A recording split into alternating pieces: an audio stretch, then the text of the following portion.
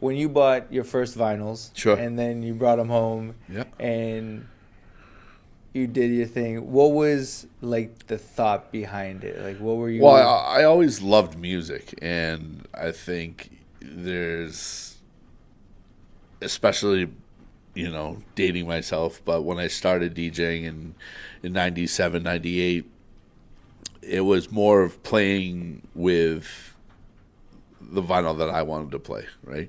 And maybe this could be, going back to the previous question, a mistake, the things that you learned, right? Not everybody's going to like your style of music. Not everybody's going to like every song that you play.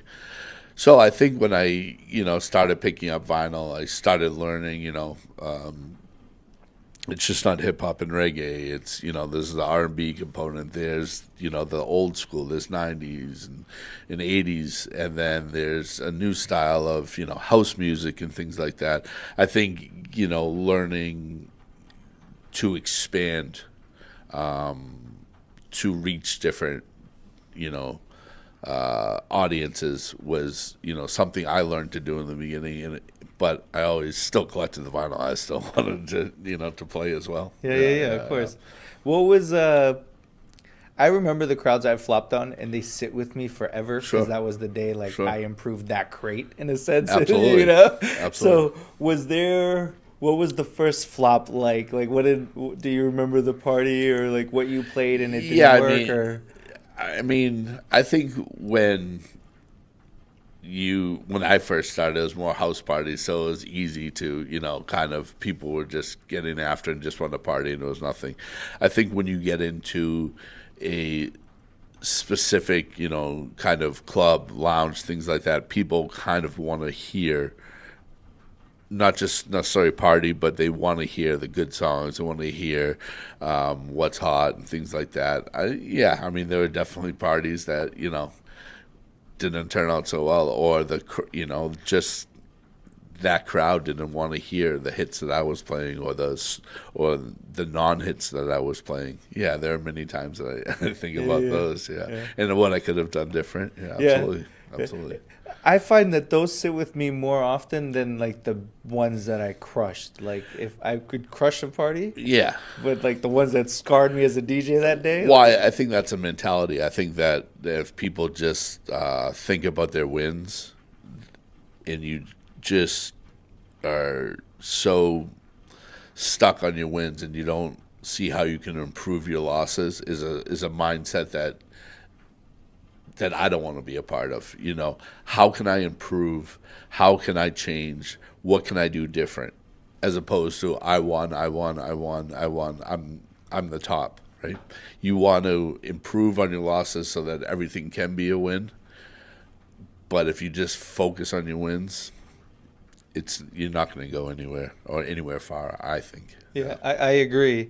Was there a specific moment where you saw someone or yourself experienced like where you could have had a W but you were so focused on your win and that's where that comes from, or how exactly did you come to that thought? I think it's been instilled in me. I think I think people should have pride in their wins. I think people should have pride, but I think that you have to get to the next level. You focus on how to get better. I think you don't get to another level by just focusing on what's good. I think you focus on what can be improved, and these are not necessarily losses, but just things that you can improve on. Sure. And things that you can improve on just inside of you. You might have won that crowd over, and they've not seen anything. They've not seen a negative thing. But in terms of you, I could have improved this. I could improve this. And I think that's how a lot of things, it comes again going back to athletes. I think that's what they improve on. If we take baseball for example, a hitter, he can always hit fastballs, but he needs to improve, his bunting game, or reading pitches better, things like that. And to have all that artillery in his bag, now he's this hitter can hit anything, Right. And I I think that's, very important to have basically an arsenal in your bag, I agree. What do you do to keep yourself improving? Like, I talk to people. Some people do audiobooks. Some people do Sure. different, like whatever their personality kind of craves for creativity. They'll do that. What do you do to keep yourself? I love to watch podcasts, but I like to see what other people are doing. I go out, I love to go to, restaurants and try new restaurants. I love to go to new lounges, new clubs, see what they're doing.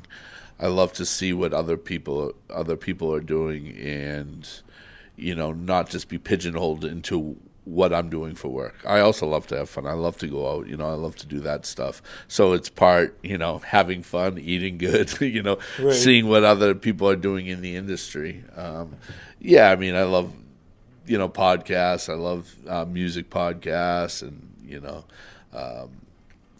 kind of nostalgia, kind of, going down, see how production is made in music, or whether it be, like Nardwar, dissecting somebody's, what their favorite lunch place was from, high school.